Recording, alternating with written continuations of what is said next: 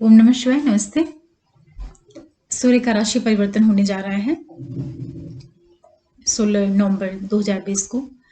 अभी तक सूर्य अपनी नीच राशि तुला में थे। अब यहाँ से निकल करके ये अपने मित्र की राशि मंगल वृश्चिक राशि में जाएंगे, जहाँ पर ये पूरे 1 महीने तक रहेंगे, 15 दिसंबर 2020 तक। तो ये अपना किस तरीके से रिजल्ट दे सकते हैं सभी लग्नों और राशि वालों के लिए। सूर्य जब वृश्चिक में जाएंगे तो यहाँ पर ये 3 नक्षत्रों से होकर के निकलेंगे। उसी के ऊपर इनका रिजल्ट जो है वो भी प्रभाव डालेगा। तो जो 3 नक्षत्र इनके रहेंगे, पहला इनका रहेगा विशाखा का 1 चरण रहेगा, अनुराधा के 4 चरण रहेंगे और ज्येष्ठा के 4 चरण रहेंगे। तो ये जो पूरा टाइम पीरियड रहेगा 1 महीने के लिए, क्या प्रभाव दे सकता है। सबसे पहले समझ लेते हैं कि सूर्य जो प्लेनेट है, ये ग्रहों में सबसे इम्पॉर्टेंट प्लेनेट है, आत्मा का कारक है, पिता का कारक है। और अभी तक ये बहुत कमजोर स्थिति में था 1 महीने के लिए, तो सभी को थोड़ी बहुत दिक्कतें हुई रही होंगी। लेकिन अब ये अपने मित्र की राशि में जा रहे हैं और सूर्य व्यक्ति के नेम फेम, उसकी प्रतिष्ठा, उसके अच्छे स्वास्थ्य, इन सारी चीज़ों को दिखाते हैं।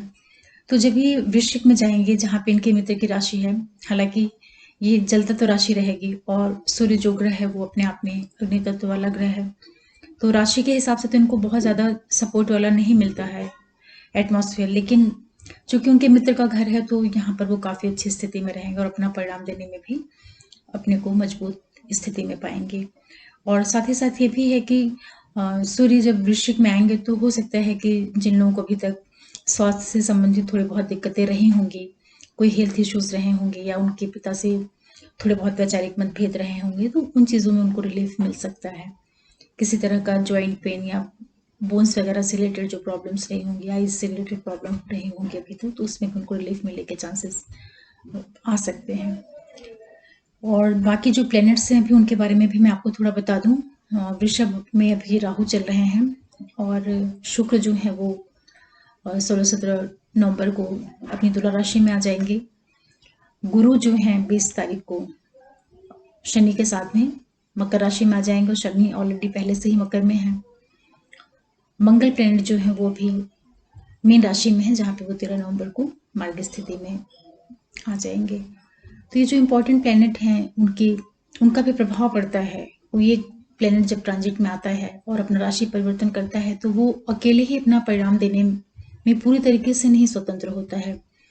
बाकी जो और भी दूसरे प्लैनेट्स हैं वो किस तरीके से कहाँ पे कौन सी प्लेस में मूव कर रहे हैं, उसका भी प्रभाव पड़ता है। फिर भी ये सूर्य का गोचर है, तो मैं सूर्य को ही सेंटर में रख करके आप लोगों को बताना चाहूंगी। तो सबसे पहले बात करते हैं मेष लगन और राशि वालों के लिए।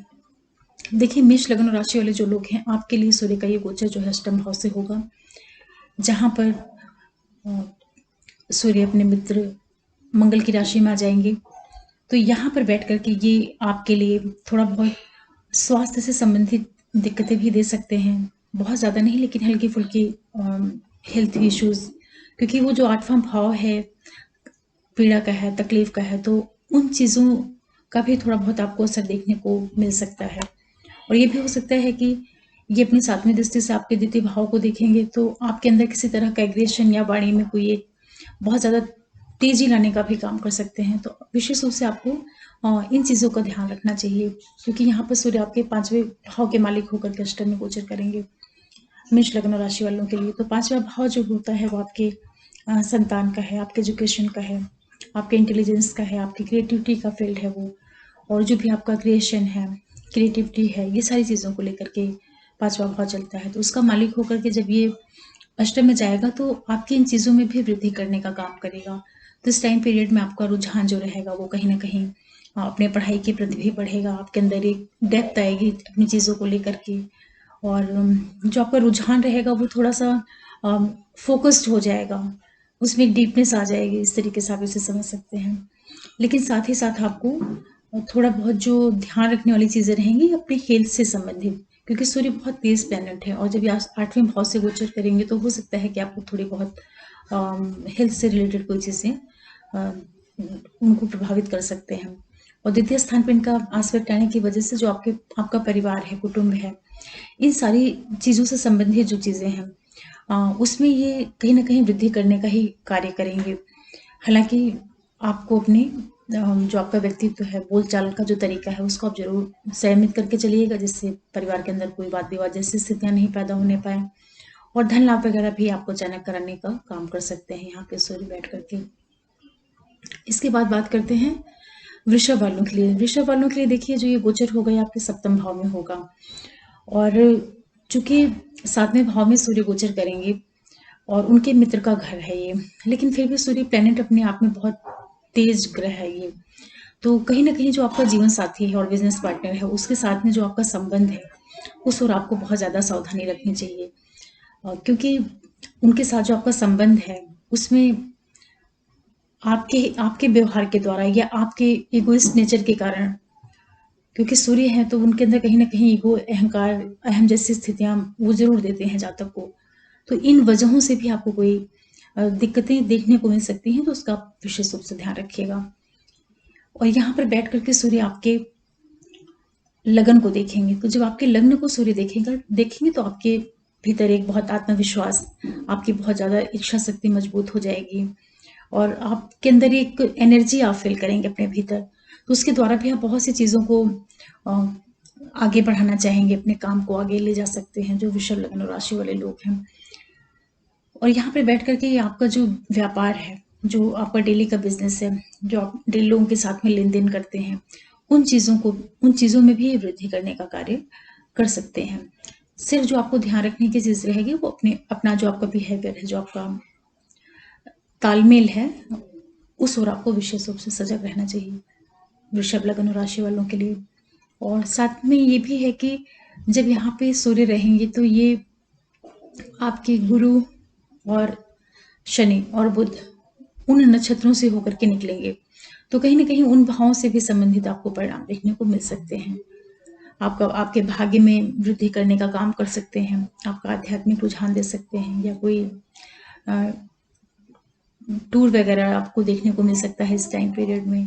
कार्यक्षेत्र को भी ये, और जो भाग्य पक्ष आपका है उसको भी मजबूत करने का काम कर सकते हैं।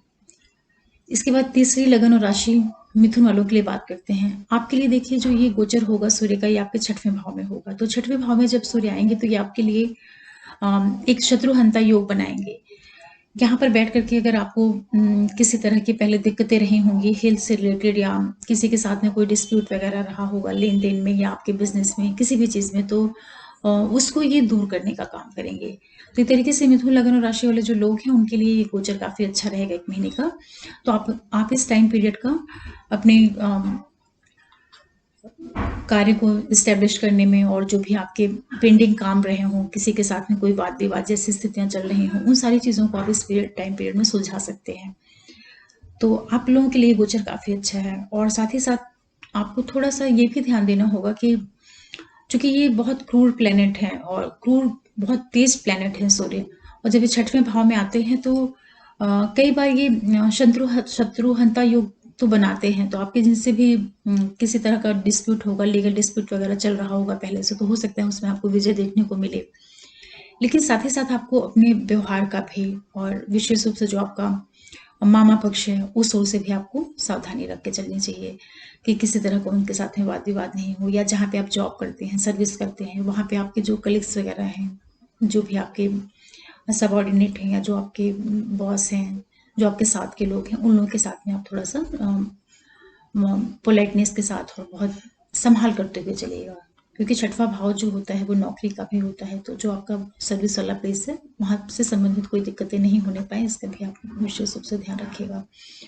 और इसी के साथ ही ये सूर्य आपके 12वें भाव को देखेंगे सप्तम दृष्टि से, तो ये हो सकता है कि कोई फॉरेन ट्रेवल या किसी तरीके का इन्वेस्टमेंट, या कोई आपको हॉस्पिटल से रिलेटेड चीज़ें, या आपकी आइज़ वगैरह से संबंधित चीज़ों में भी आपको थोड़ा बहुत छिटपुट तकलीफ जैसी चीज़ें भी देखने को मिल सकती हैं, तो उस ओर से भी आप सजग रहिएगा।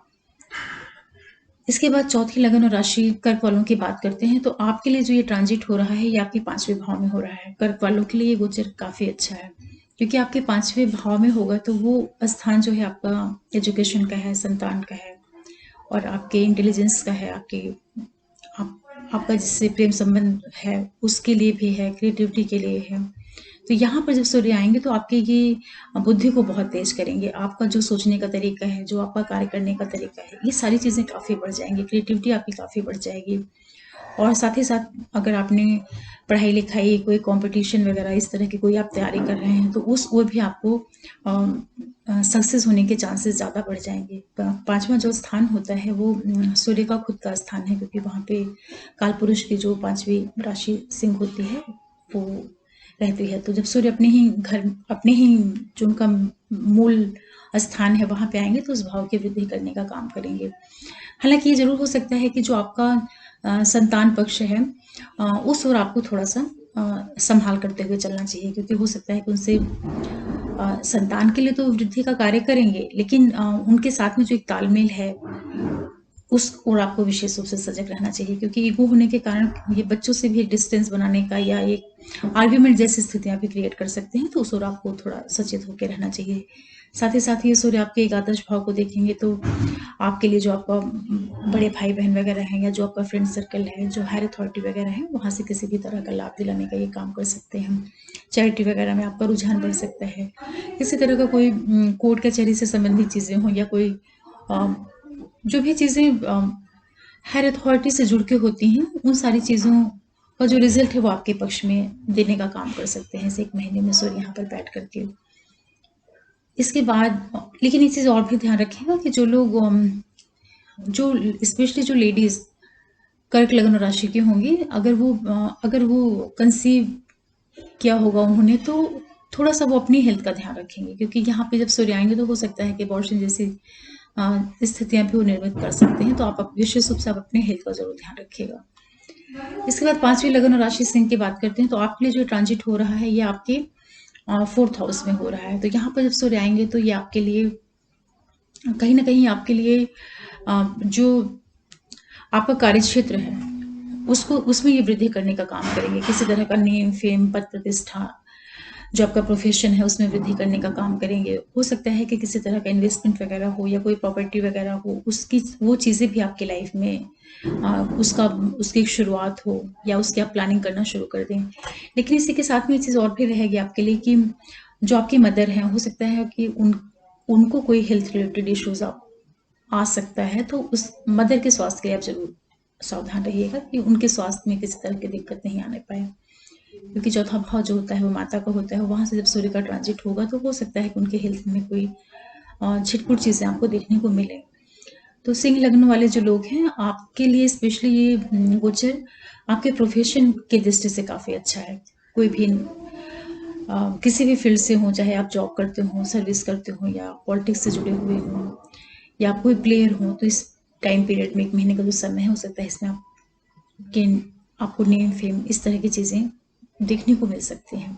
तो सिंह वालों के लिए ये काफ़ी अच्छा गोचर है सूर्य का। इसके बाद कन्या वालों की बात करते हैं, तो कन्या लग्न और राशि वाले जो लोग हैं, आपके लिए ये ट्रांजिट आपके 3rd हाउस में हो रहा है। तो 3rd में जो सूर्य का गोचर होता है, ये भी काफ़ी अच्छा परिणाम देता है। इस टाइम पीरियड में आपके अंदर पराक्रम बहुत ज़्यादा बढ़ जाएगा, कार्य करने की इच्छा शक्ति आपकी बढ़ जाएगी, आपकी कम्युनिकेशन काफ़ी स्ट्रॉन्ग हो जाएगी। कुल मिलाकर के ये है कि आपका प्रभुत्व, आपका जो प्रभाव है दूसरों के ऊपर, वो बहुत प्रभावशाली आपका व्यक्तित्व हो जाएगा। आप इसे इस तरीके से समझ सकते हैं। और जो आपकी वाणी है, वाणी में भी बहुत पॉजिटिविटी, क्योंकि तीसरा स्थान जो होता है वो कालपुरुष में मिथुन राशि का होता है, तो बुध का भी यहाँ पे इन्फ्लुएंस आता है। तो बुध और सूर्य का जो एक कंबाइंड इफेक्ट आएगा वो आपके कार्य क्षेत्र में आपके अंदर एक जबरदस्त इच्छा शक्ति, कार्य करने की बहुत अधिक प्रेरणा और बहुत ज़्यादा आप कार्य को लेकर के बहुत ज़्यादा एक जुझारूपना आपके अंदर आ जाएगा इस 1 महीने के अंदर। तो ये आपके लिए बहुत अच्छा रहेगा। और साथ ही साथ ये 7वीं दृष्टि से आपके 9वें स्थान को देखेंगे, भाग्य स्थान को, तो आपके जो पिता हैं, आपका जो भाग्य है, उस ओर से भी आपको शुभता देने का परिणाम दे सकते हैं ये सूर्य यहाँ पर बैठ कर के। और कोई आप हायर एजुकेशन से संबंधित कार्य कर रहे हैं, पीएचडी वगैरह है या कोई हायर एजुकेशन से जुड़ा हुआ आपका कार्य है या किसी तरह का आपका पब्लिशिंग वगैरह से रिलेटेड काम है, इन सारी चीज़ों में आपको काफ़ी पॉजिटिव सकारात्मक परिणाम दे सकते हैं सूर्य का जो ये गोचर है।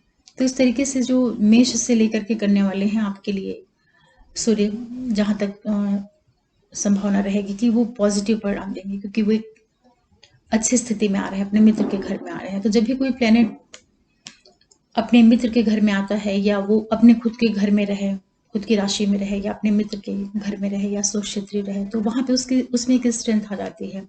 तो जब कोई ग्रह मजबूत स्थिति में है तो वो परिणाम भी उसी के अनुसार अच्छा ही करने की कोशिश करता है। तो उसका प्रभाव जो होता है सभी के ऊपर कहीं ना कहीं सकारात्मक प्रभाव दिखाता है। लेकिन साथ ही मैं आप लोगों से एक चीज़ और कहना चाहूँगी कि ये सारे जो परिणाम हैं ये गोचर के ऊपर आधारित होते हैं कि प्रेजेंट ट्रांजिट में कोई प्लेनेट किस राशि से होकर के निकल रहा है। इसी के साथ जो ये प्रभाव है, ये आपके जो हॉरोस्कोप है वहाँ पे सूर्य की क्या स्थिति है, सूर्य किस राशि में बैठे हुए हैं, कौन से भाव में बैठे हैं, और आपकी प्रेजेंट में कौन सी महादशा अंतर या प्रत्यंतर चल रही है, उसके अनुसार आपको रिजल्ट देखने को मिलेगा। और ये भी है कि बहुत छोटा गोचर होता है 1 महीने का, तो 1 महीने के अंदर बहुत ज़्यादा तो नहीं चेंजेस होते हैं, लेकिन फिर भी गोचर अपना प्रभाव तो दिखाता ही है।